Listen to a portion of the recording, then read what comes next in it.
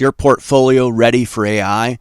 Are you worried that you might miss out on the biggest investing opportunity ever? Well, don't worry. We're going to give you the names of some AI stocks, and more importantly, we're going to tell you how to avoid the pitfalls when investing in disruptive technologies that can cause you to lose lots of money. After you watch this video, you're going to feel a whole lot better about your portfolio and AI. I can promise you that. Let's start by summarizing what we've learned so far in this Investing in AI series. So our first part was on hardware.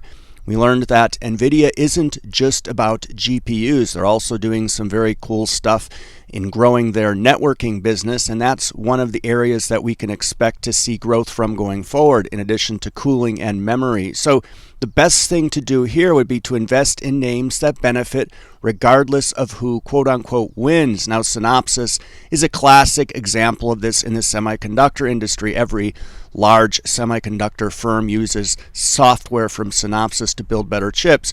Remember that volatility goes both ways. When there's a bull market, everybody's a successful pundit. So make sure to use dollar cost averaging. This hardware layer has the most visibility, as you can see from NVIDIA, and the least amount of quote-unquote explosive upside. That's according to Spear Invest, and we used some of their research to produce both parts that we've done so far. The second piece on data boom. So most outsized opportunities are expected to come from data. And when you look at hyperscalers, so companies like Amazon, Google, and Microsoft, they're going to benefit regardless of, again, who quote unquote wins. Foundational models, this is what you keep hearing about. This is why AI is being talked about by everybody, and large language models. So these are trained on vast amounts of data. And since we need a lot of data to train AI, companies like Snowflake and Databricks stand to benefit a lot from what's happening. Then you have new database structures like MongoDB. They're helping companies analyze all the unstructured data they have laying around. Then you have the speed at which you can analyze data, and the best way to do that is to do it in real time, right? So Confluent works in that space, happens to be a company that we're holding. And cybersecurity is also something to pay attention to. Think about that from two perspectives. You have AI for security, so we've been following that for a while, firms like CrowdStrike and SentinelOne. Then you have security for AI, so when you're building all these new foundational models, you want to make sure they're secure, so companies are emerging now that help with cybersecurity solutions specifically for AI. So there are three layers when it comes to AI investing. As I said, we talked about hardware and data already. Today we're going to talk about the application layer, which is expected to have the largest opportunity or total addressable market, but it's also the most crowded and competitive space. And the incumbents have large install bases and access proprietary data, which provides them a significant advantage. That's going to be a theme today. Now, we used a report from Spear Invest to produce this, and in that they talk about some interesting notions, one being the idea of hundreds of millions of apps. So we went from a world of hundreds of apps in the PC era to smartphones with millions of apps. And they say it's not a massive stretch then to believe that we're entering a world where apps built on large language models can be customized to the needs and wants of individual users. So everybody will have their own custom applications.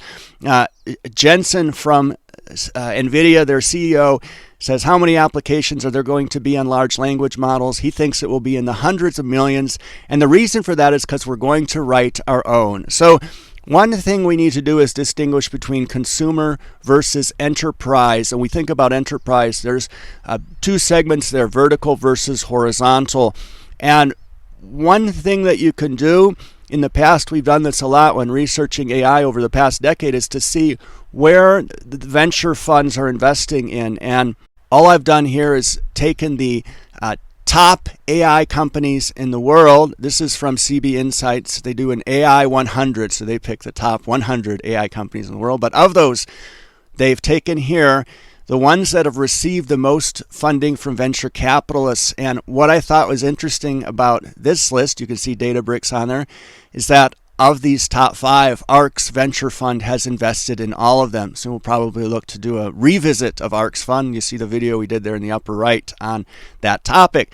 Now, when we think about vertical versus horizontal, so vertical AI, these are going to be solutions that are deeply integrated into the workflows, processes, and regulatory frameworks of their target industry. So think banking, finance, legal, accounting, insurance, and especially healthcare. I think that that's probably the most quote-unquote mature space when it comes to looking at AI solutions. And there are options available for retail investors. They're not just private companies. I've put some examples here out of the CB Insights AI Top 100, but you have AI drug discovery stocks like Recursion and Accelera.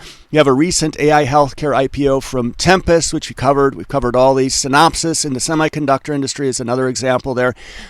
Be wary of the AI as the new credit score types. We've looked at quite a few firms, publicly traded stocks that offer this value proposition, and it's quite suspect because AI is very new, and it just extending more credit to more people isn't a good idea when credit is absolutely maxed in the United States, where most of it gets extended. When it comes to horizontal AI, so these are solutions that are broad and industry agnostic. The idea here being software eats the world, right? So when you think about software versus hardware, even with NVIDIA's chips, you still have their CUDA platform or Mobileye's computer vision platform. So in the world of robotics, that's another good example. They say that the constraints for robotics now are in the software layer, not the hardware layer. So when you think about large AI solutions, enterprise AI solutions that are quite broad, Palantir, ServiceNow, C3, and then you have SaaS companies, and we really like SaaS as a theme, and our subscribers have asked before, are SaaS companies threatened? Well, all companies are threatened by AI in that if they don't adopt it, their competitors will and will outcompete them. But AI presents more of an opportunity, and always remember that revenue growth is ground truth. I pulled a list here of the top 12 SaaS stocks and the growth they've seen over the last 3 years. So the top 3 names that are really going to cram AI down your throat: Snowflake, Datadog, and CrowdStrike. And they have the revenue growth to show for it. So they're doing quite well. This blue line represents the average revenue growth of a SaaS company according to McKinsey. That was at least around 2021, and that's where we would expect to see companies growing above the 20% mark there. So when you look at the investor decks for all of these companies, you're going to see them talking about how they're doing grand things with AI. It always comes down to revenue growth. Now, one thing Spear Invest noted is that there's not going to be a lot of IPO mania. Again, these are all speculative statements looking forward, but it seems to make sense. So there's a lot of room for innovation, but a tighter interest rate environment and limited capital availability, certainly that could change, make it tougher for small companies to succeed. And they believe that strategic acquisitions rather than IPOs will be the most common path in the business evolution. Now, again, large incumbents will benefit from a favorable M&A environment where a proven platform approach will be particularly valuable. So they expect that most of the value from AI is going to be captured by the enterprises using AI tools. However, AI can still provide a meaningful uplift for product pricing, and they believe that a significant portion of this value will be captured by firms that have 2 criteria so they can capture value at scale. The first is that they possess large installed bases that can be upsold, and the second is that they have access to proprietary data. So Microsoft's a great example here. You can see the AI Copilot for Microsoft is expected to double their revenue per user there on the left. You think about large install bases that can be upsold. Firms like HubSpot, 195,000 companies, 150,000 customers on Salesforce, 1.75 million merchants on Spotify, 200 million people using Autodesk, and all of the large SaaS names I mentioned previously have that sort of appeal. Now, you need to be somewhat careful here. When you think about access to proprietary data, I really like this chart from Cohere. This is via Spear Invest.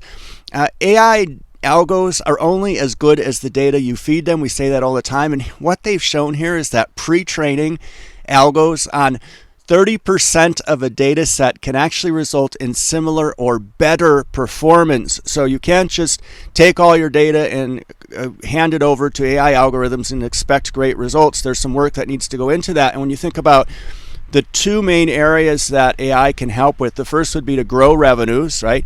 The second would be to reduce costs. And I like this diagram. This is from Spear, and they talk about how the cost of a product design is a big component of that. So 80% of manufacturing costs are determined by the design of a product. So there's a lot of talk about how using AI algorithms, you see, AI algos creating images, right, and doing all this creative stuff. Well, they may be able to help us design products better, and you can save a lot of money downstream. So reducing costs is the area where most AI use cases are put into practice today. And before we talk about AI in your portfolio, I wanted to thank our premium subscribers for their support. They made this series of videos possible. And if you're interested in supporting our channel, we'll put a link in the comments section to our premium subscription tier. So AI in your portfolio, be very wary right now of instant analysts cheerleading the same names. Everybody's chasing clout. It's really easy to say that you own Palantir and then do nothing but talk about it 24/7. People are doing that left and right. This behavior doesn't teach you how to become a better investor. That's what we do here at Nanalyze.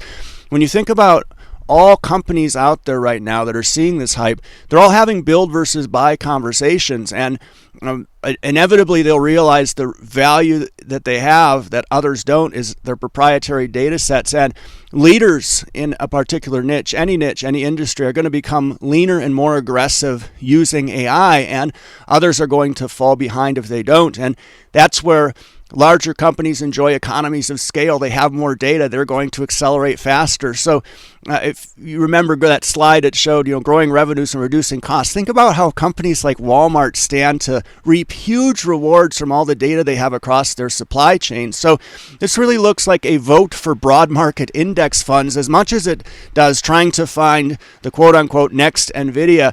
You need to be very careful about that whole idea and this next big thing that you see with AI. And they say the four most dangerous words in investing are "this time it's different." And here you can see the next big thing. We've covered these topics here at Nanalyze over the years, and in every single case there was a hype cycle, and we did this video here in the lower left on AI hype. It's worth watching. So you need to be very careful.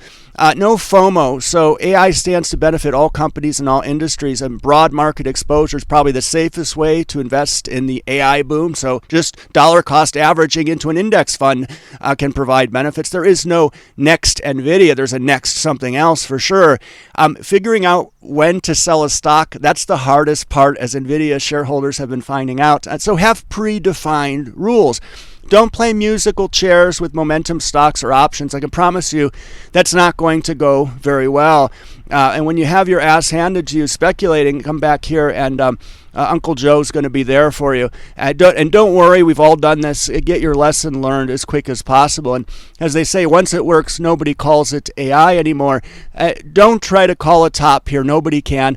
The best thing that you can do always is to start at the asset class allocation level, and this is a chart that represents our assets. You can see our dividend growth investing strategy, Quantigens on the left. That's where most our money is in, and Nanalyze at 16% allocation. That's a portfolio of 37 tech stocks, and then you can imagine how when we talk about tech, our actual exposure to tech isn't that high because we're quite risk-averse investors. So when you're going to invest in AI, always start by deciding on a percentage of your assets that you want to allocate to high risk. The younger you are, the more risk you can afford to take. Don't ever invest all your money in a single stock, because there's this notion of company-specific risks that all the 25-year-old life coaches don't really know much about. Consider other disruptive technologies, how they might be affected by AI. So ARC, they have 5 technologies that they're voting on: AI, robotics, energy storage, DNA sequencing, and blockchain. Well, you also have synthetic biology, a subset of that, perhaps gene editing, IoT, green energy, autonomy. These are all themes that we cover and invest in. And you can start to see the crossovers there. A company where not necessarily a good idea to invest in it, perhaps we're avoiding it, but Ginkgo Bioworks is an example of a firm that crosses, AI and synthetic biology, gene editing, and of course big data. ETFs are going to be really tricky here. Some themes are more mature than others, so perhaps a cybersecurity ETF might make sense while a gene editing ETF wouldn't. Consider a spectrum of risk within your tech portfolio. So on the less risky side of that would be SaaS firms and hyperscalers, and the more risky side, perhaps emerging medical device companies or platforms, perhaps like Quanterix and proteomics, and these can be very long read sequencing are very risky spaces. Pick a selection of names because diversification helps you sleep well at night. It's really underrated, and you'll always, in tech, presumably if there's a bear market, then your whole tech portfolio is going to go down. That's why tech should be just one component of your overall investing thesis. But as they say, if it's the next Microsoft, all you need is a little. If it's not, you'll be glad you only risked a little. And then create your own rules. We have our rules set here at Nanalyze. We have an entire methodology document that's freely available for you to peruse. Don't invest pre-revenue ever. I can tell you that's probably one of the best rules we've ever developed. Take a red flag approach. You should be most critical about the stocks you're holding. Everybody out there is talking about how great whatever their favorite stock is. You should actually be taking the opposite approach of trying to poke holes in it if you've invested a lot of money on that idea. No nano cap garbage. So we have a market cap cutoff. And as I said, don't try and time the markets. That's a recipe for disaster. So when you're thinking about various AI stocks to invest in, as I said, you've got hardware, data, and apps. And I think data represents probably, as does Spear Invest, some of the more under-realized value right now. And if you'd like to learn more about that, we've got this video that we did on investing in data for AI. So please make sure to give that a watch next. Thanks so much for taking the time to watch this today.